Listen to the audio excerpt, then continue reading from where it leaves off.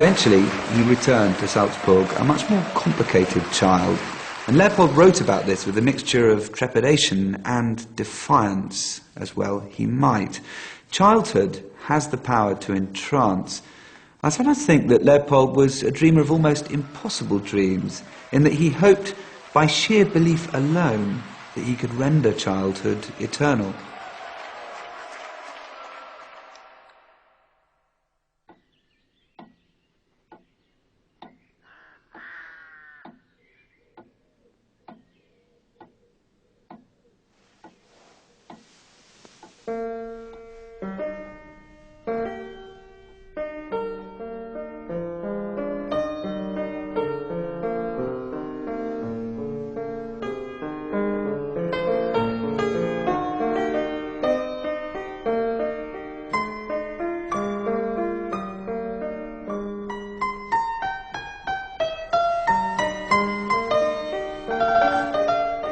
Difficult time.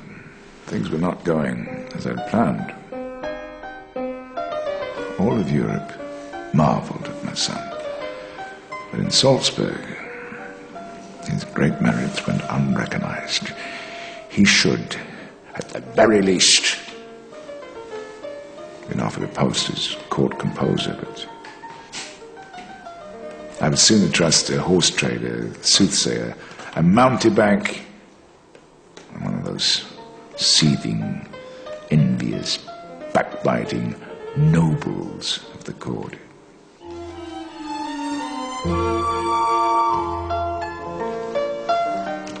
Most beloved and esteemed Signor, I beg you to tell me what you think of my humble music.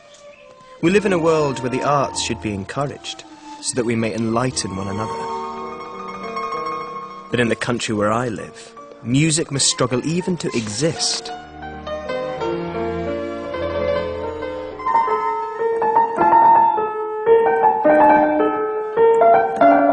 This grand piano that I'm playing on here is really quite a lot like the forte piano upon which Mozart composed his piano concerto in B-flat when he was 20. The forte piano was very much his instrument.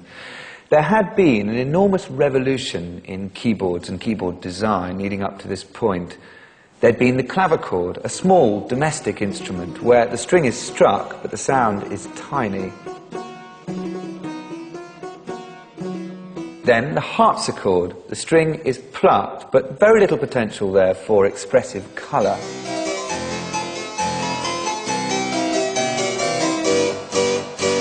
And then there was the forte piano, which by the 1770s was undergoing a revolution of its own in terms of the way its action was designed.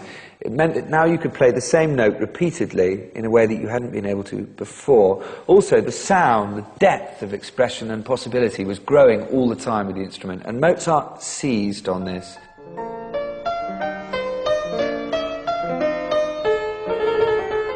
But here, in this B-flat major concerto, there is actually a sense of being hemmed in, of constriction in this music, which must have been very much how Mozart felt being stuck in Salzburg.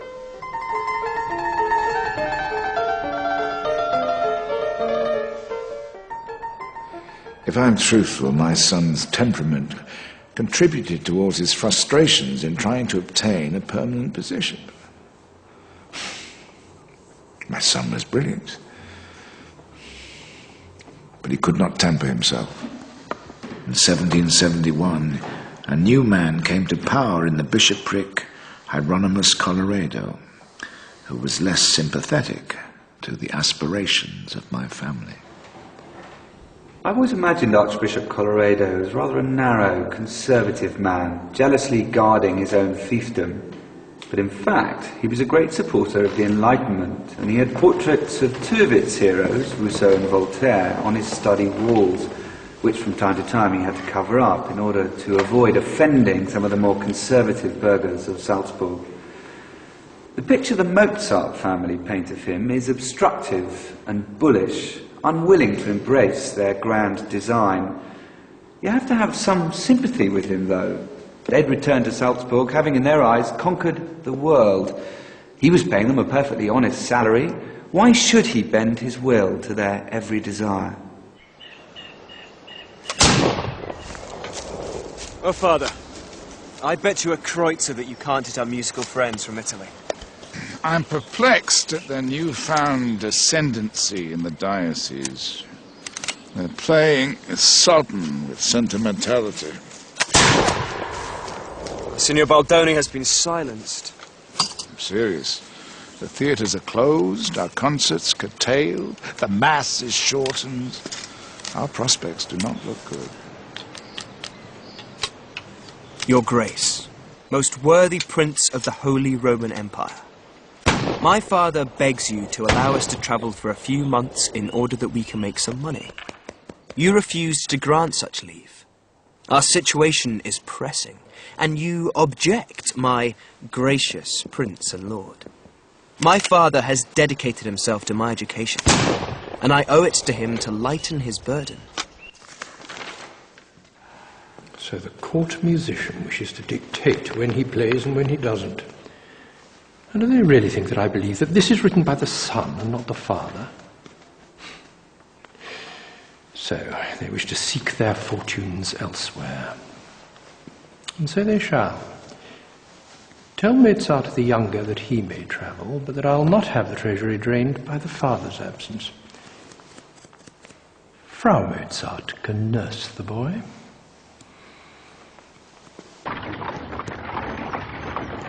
Mozart's liberty was a blow to Leopold. At 21, he'd flown the nest. Frau Mozart was ordered to spy on his every move. Did I tell him to take the straight road from Salzburg to Mannheim? Yes, you did, Father.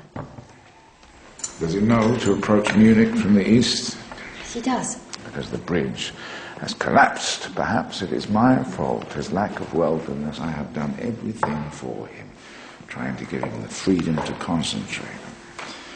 Exchanged money, found horses, lodgings, practically wiped the crumbs from the corner of his mouth. How can he be expected to obtain a position without my help? If he fails, everything is lost. It seems as if the more distance Mozart put between himself and his father, the more he dallied and avoided employment. Mozart had tasted freedom, and he had a novel supply of excuses for why hard cash wasn't being sent back to Salzburg. No money, but another fine gold watch. What one needs on a journey is money, and now I have 5 of the things. I'm seriously thinking of having an additional watch pocket on each leg of my trousers, so that when I visit some great lord, I shall wear all my watches, and then it will not occur to him to present me with another one.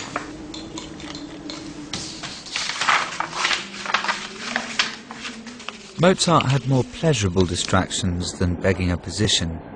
A year into his journey, he experienced a new sensation: sex. Before long, he was bedding his cousin Maria Tekla and writing her letters that were explicitly coarse. And then, on reaching Mannheim, Mozart met a 16-year-old singer and fell in love.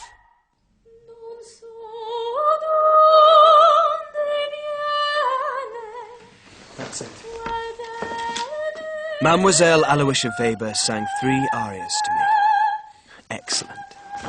As far as the singing is concerned, I would wager my life that she will bring me renown. She has greatly profited from my instruction. We will go to Holland and then to Switzerland. You, Father, must do everything in your power to get us to Italy, where I can write opera and she will sing.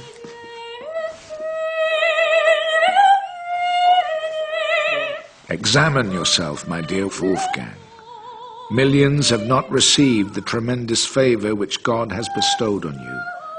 You are confronted with far more dangers than those millions who have no talent.